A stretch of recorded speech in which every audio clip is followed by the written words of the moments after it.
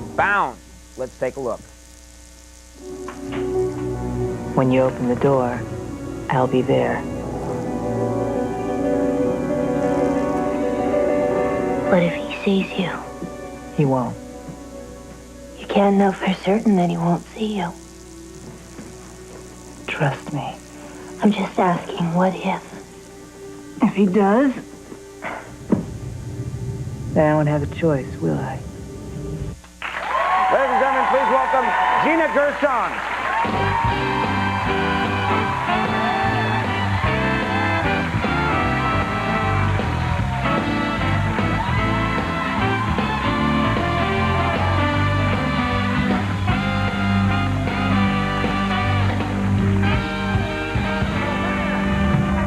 I'm sorry, I just wanted to have a diva moment. Excellent. That was great. That was a really great shove you gave us. Yeah. You've had experience. I have.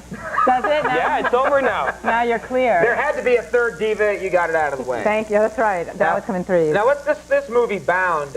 People should know what this is about. This is actually not your everyday Hollywood plot. This is actually quite interesting. Give us a thumbnail sketch on this movie. Well, it's kind of like, to me, it reminds me of those old film noir stories where ex-con gets out of jail, meets the femme fatale, she seduces him into screwing over her mob boyfriend, takes the money, then ends up screwing over the ex-con. Right. In this case, there's a little bit of a twist where I'm the ex-con and Jennifer Tilly is the femme fatale, and Joey Pants, although now he's older, we call him Joseph Slacks as of last week, is the mob guy, and Jennifer and I end up falling in love along the way.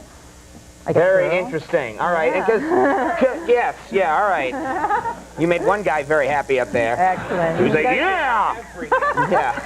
Yeah. I love this. I read this like short description, and it said, two lesbians, Corky and Violet, figure out a scheme to throw over the mob and take their money. And I thought, Corky and Violet, they make it sound like this fun Saturday morning cartoon or something, It's Corky and Violet, the friendly lesbians who are out to get the mob.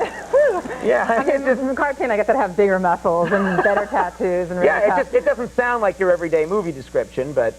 Oh, sure, why not? It is. I mean, with a twist. It has a twist. I understand. Now, correct me if I'm wrong, but I understand, because we had Jennifer Tilly on the program. I know. And she was telling us that the love scenes that you guys had to film together, it created some anxiety, all right? And I was just curious what you did. That's a nerve-wracking thing to get in front of people. Have this love scene with another woman. What did you do to actually cut the anxiety? Well, actually, the first time we had to kiss, it was the first time we actually, were kissing, and that could be a little tense. And Jennifer was a little nervous. I, of course, was coming off a Showgirl, so nothing really made me nervous at that point. Showgirls is like a crash course, all right? Yeah. You get through... I could do anything after that one. And so I thought it would be really sweet, and I went over to Jennifer's trailer, and I knocked, and so I was the guy, I was being the perfect date, and I brought her over some tequila and chocolates, and I just said, "Here, would you like some tequila and chocolate?" No, it was the end, but... If you laugh like that, I'd be frightened. That would actually scare me. I would think that you were psychotic, It's just my laugh. Oh, it's very nice. But you know what? And frightening, yeah. Don't be scared. Stop. Okay, but the thing was, I don't want you to think like we're like these booze hounds on the set drinking all the time. No, it's an acting technique. If you're a little worried, get completely liquored up, right? And then it makes the whole scene easier. Yeah, it was the first time, and it was the end of the day, so I thought, what the hell? And so she's like, "Oh, yeah, that would be good." And so then she drank, and... Very good impression. Thank you, yes. And then the next morning, you both say, "We were so drunk last night." Let's do it again. Yeah. Oh, my God, they filmed it, and it's a movie. Wow. Now, this is actually, you had a screening of this movie, is that right? Where things got a little out of hand. You didn't realize there was a very strong fan reaction to this movie. At the San Francisco Gay and Lesbian Festival. They showed it as their opening at the festival, and I have to say, I've never experienced anything like this before. I now know what the Beatles must feel like. I had 1,500 girls just screaming every time I flexed my muscles. They were like yelling and screaming. One girl fell off the balcony trying to get to me. They were offering me breakfast. Sounds like fun, actually, yeah. They were saying, like, what would you like to eat in the morning? And so I go, okay, I got very drunk that night because it was the weirdest thing. So that's nice. 2 times you've gotten really drunk, all right? Just a booze hound. It's starting to add up here a little bit. I know, okay, I don't drink much. Then there's this other time when I got really plastered. Just backstage before I came on. So really? I do that too. It works. I heard. I feel no pain right now. So give me what Conan has. Yeah, now tell us. You don't want that stuff, no. What was when making this, what was actually the most difficult thing about the whole process of making this movie? Was there one aspect of it that was actually the most difficult thing? Actually, the most difficult time I had making this film, believe it or not, was a night when, in order to get ready for this movie, because I was coming off a showgirl, so I kind of had this dancer sort of body, and I wanted to be kind of tough and macho, I started boxing.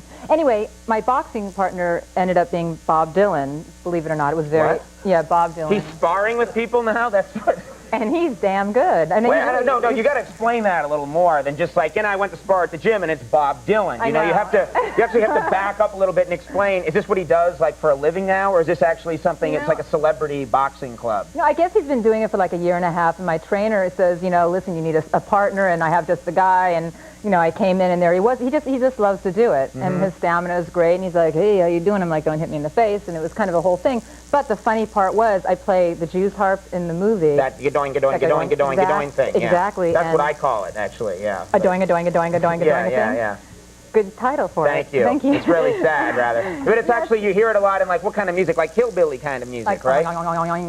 Things like that. Right. Yeah, hillbilly or country western. Or, right. Anyway, and so I asked him, where I could find a new Jews harp because I'd lost my old one, and he's like, oh, I've always wanted to play the Jews harp. And I'm like, oh, well, Bob, I'll teach you. Thinking, what am I saying to Bob Dylan? I'll teach you to play. I'll teach you a musical instrument, Bob exactly. Dylan. All right. But then anyway, he said, so are you going to come to my show Friday night? Because now we've sparred like 3 times and we're kind of like boxing friends.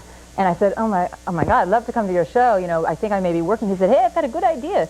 So why don't you come and play your Jews harp up on stage with me? Mm-hmm. And I said, you're going to get to jam with Bob Dylan. Right. This is very cool. And I'm thinking, oh my God, like I get to jam with Bob Dylan. And so here I am, Friday night at around 9 o'clock, telling the producers, I'm in the middle of saying, listen, you really got to let me go. Bob Dylan is waiting for me on stage right now to jam with my Jews harp with him. I mean, needless to say, they thought it was like, oh, that's a really good one. We're really going to let you out of here. So no one believed you? No, and I really thought, should I just like end my acting career right here in order to jam with Bob Dylan? And, I stayed with the movie, which like, luckily it turned out great. But it was You never hard. got to do it. That's pathetic. That's I didn't so get sad. to do it. No, Well, we actually brought one of these things, these gadoing things. I think we're out of time, but can you just show us how it works before we go? Sure. This is a very little, teeny, tiny one. These are tough to do. Right. Paul, do you have another one? I actually, funny enough, I do. Isn't that weird? There you go. But you just kind of, can I use your mic? All right. Does this thing work? This is chocolate. Yeah, it works. Okay. There you fine. Go. I could eat it afterwards. There you go. No, you just kind of go.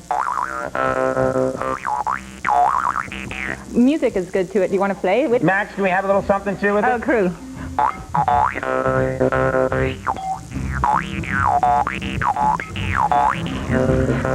Yeah. Go, take a solo. Wait, I need that one. You're getting spit all over the place. Oh, sorry. Okay. You need it. You know what? I need that mic.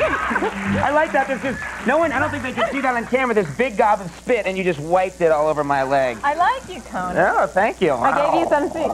I love it when you do that. You remind me of like, I've got the perfect crime Batman. Eartha Kitt. Eartha Kitt, yeah. I remind you of Eartha Kitt. All right. Now when you do that, you do it so New level of hell for Conan O'Brien here. All right, well, listen, we're out of time. We got to go. We're going to just do this to each other the rest of the night. You do it really well. Well, I do a lot of things well. Gina Gershon, thank you so much for coming. We're going to take a break. We'll be right back with Jeff Garland. That thing is...